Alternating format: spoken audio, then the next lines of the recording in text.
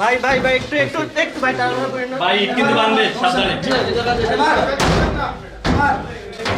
আস্তে করে খুলে দেখে।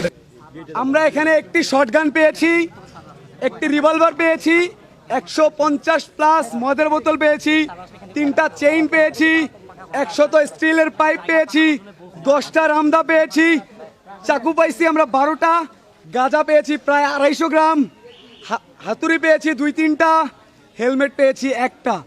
এরকম আরও অনেক কিছু ছিল, তারা সরিয়ে ফেলেছে।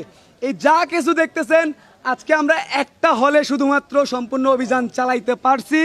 সময় স্বল্পতার কারণে সাবিপ্রবি সকল হল আমরা অভিযান চালাতে পারিনি।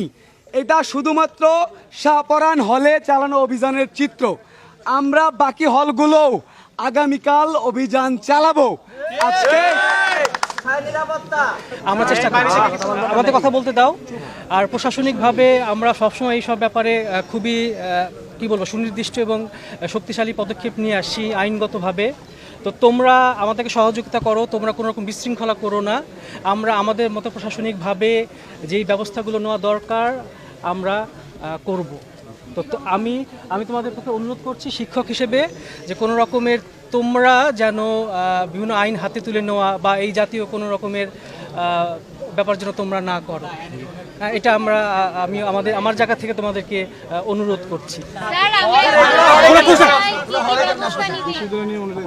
আর আমরা যেগুলো হয়েছে আমরা আমাদের বিশ্ববিদ্যালয় এবং প্রশাসনের